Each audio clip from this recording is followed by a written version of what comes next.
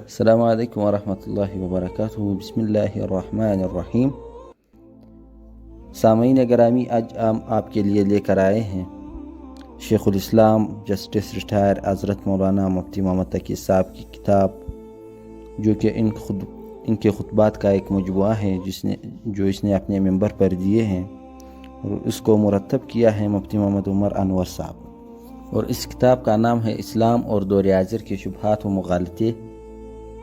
اس کتاب کی دراصل وجہ یہ ہے کہ جو لوگ اسلام کو چھوڑتے ہیں اور دوسرے مذہب اختیار کرتے ہیں، جیسے کہ الحاد، بہرحال اس کو مذہب تو نہیں کہا جا سکتا، لیکن ایک فتنہ آج کل پھیل رہا ہے، اور وہ یہ سوال اسلام پر اٹھاتے ہیں کہ اس کا مقصد کیا تھا، اس کا مقصد یہ تھا۔ تو اصل میں اس کا جواب حضرت مولانا صاحب نے دیا ہے، اور قرآن و حدیث کی روشنی میں، اور فلاسفیکل جواب بھی آپ اس کو کہہ سکتے ہیں، جس میں فلاسفی بھی سیٹسفائیڈ ہوتا ہے۔ اس میں پہلا سوال جو آج ہمارا ٹاپک بھی ہوگا، ہمارا مضمون بھی ہوگا، وہ یہ ہے کہ اگر انسان کی تخلیق کا مقصد صرف عبادت ہے تو کیا عبادت کے لیے فرشتے کافی نہیں تھے؟ بعض لوگوں کو، خاص کر نئی روشنی کے لوگوں کو، یہ شبہ ہوتا ہے کہ اگر انسان کی تخلیق کا مقصد صرف عبادت تھا تو اس کام کے لیے انسان کو پیدا کرنے کی ضرورت کیا تھی؟ یہ کام تو فرشتے پہلے سے بہت اچھی طرح سر انجام دے رہے تھے، اور اللہ تعالیٰ کی عبادت، تسبیح و تقدس میں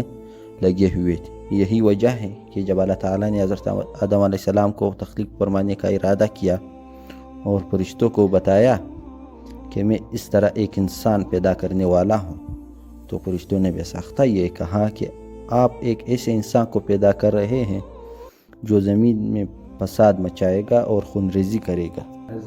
عبادت، تسبیح و تقدس تو ہم انجام دے رہے ہیں، اسی طرح آج بھی اعتراض کرنے والا یہ اعتراض کر رہے ہیں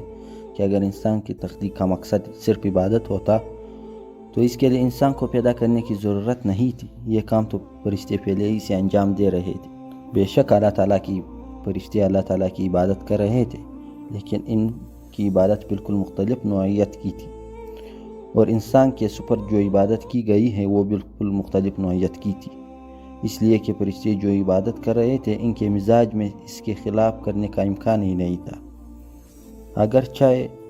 کہ عبادت نہ کرے تو ان کے اندر عبادت چھوڑنے کی صلاحیت نہیں ہے۔ اللہ تعالیٰ نے ان کے اندر سے گناہ کرنے کا امکان ہی ختم فرما دیا تھا، اور نہ انہیں بھوک لگتی ہے، نہ ان کو پیاس لگتی ہے، اور نہ ان کی اندر شہوانی تقاضا پیدا ہوتا، تاکہ ان کے دل میں گناہ کا وسوسہ بھی نہیں گزرتا۔ گناہ کی خواہش اور گناہ پر اقدام تو دور کی بات ہے، اس لیے اللہ تعالیٰ نے ان کی عبادت پر کوئی اجر و ثواب بھی نہیں رکھا، کیونکہ اگر فرشتے گناہ نہیں کرے تو اس میں ان کا کوئی کمال نہیں، اور جب کوئی کمال نہیں تو پھر جنت والا اجر و ثواب بھی مرتب نہیں ہوگا۔ مثلا ایک شخص بینائی سے محروم ہے، جس کی وجہ سے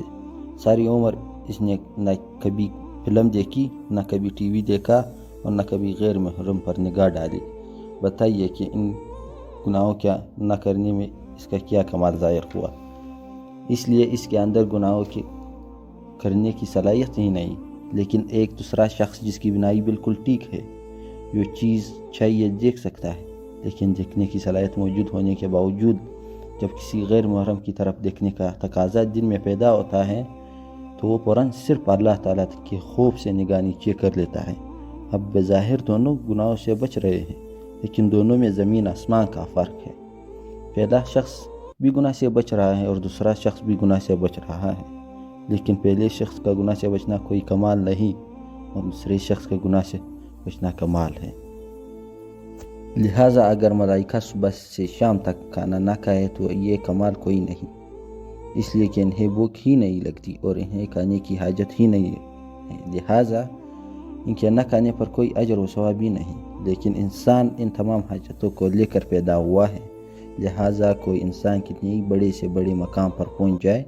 حتیٰ کہ سب سے اعلیٰ مقام یعنی نبوت پر پہنچ جائے، تبھی وہ کھانا پینے سے مستعفی نہیں ہو سکتا۔ چنانچہ کفار نے انبیاء پر یہی اعتراض کیا، ما ھذا رسول یأکل الطعام یمشی فی الاسواق، الفرقان، یعنی رسول یہ کیسے ہیں جو کھانا بھی کھاتے ہیں اور بازاروں میں چلتے پھرتے ہیں؟ تو کہنے کا تقاضا انبیاء کے ساتھ بھی لگا ہوا ہے۔ اگر انسان کو بھوک لگ رہی ہے لیکن اللہ کے حکم کی وجہ سے نہیں کھا رہا، یہ ہے کمال کی بات۔ اس لیے اللہ تعالیٰ نے فرشتوں سے فرمایا کہ میں ایک ایسی مخلوق کو پیدا کر رہا ہوں جس کو بھوک بھی لگے گی، پیاس بھی لگے گی، اور اس کے اندر شہوانی تقاضا بھی پیدا ہوں گے،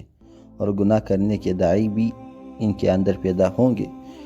لیکن جب گناہ کا داعیہ پیدا ہوگا، اس وقت وہ مجھے یاد کرے گا اور مجھے یاد کر کے اپنے نفس کو اس سے گناہ سے بچا لے گا۔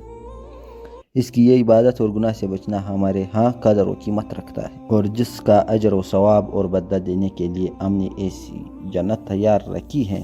جس کی صفت ارضھا السماوات والارض ہے، اس لیے کہ اس کے دل میں داعیہ اور تقاضا ہو رہا ہے، اور خواہشات پیدا ہو رہی ہیں، اور گناہ کے محرکات سامنے آ رہے ہیں، لیکن یہ انسان خوف اور ہمارے عظمت کی تصور سے اپنی آنکھ کو گناہ سے بچا دیتا ہے، اپنے کان کو گناہ سے بچا دیتا ہے، اپنی زبان کو گناہ سے بچا دیتا ہے، اور گناہوں کی طرف اٹھتے ہوئے قدموں کو روک لیتا ہے تاکہ میرا اللہ مجھ سے ناراض نہ ہو جائے۔ یہ عبادت فرشتوں کی بس میں نہیں تھی، اور اس عبادت کے لیے انسان کو پیدا کیا گیا تھا۔ یعنی اگرچہ عبادت کے لیے پیدا کیے گئے تھے،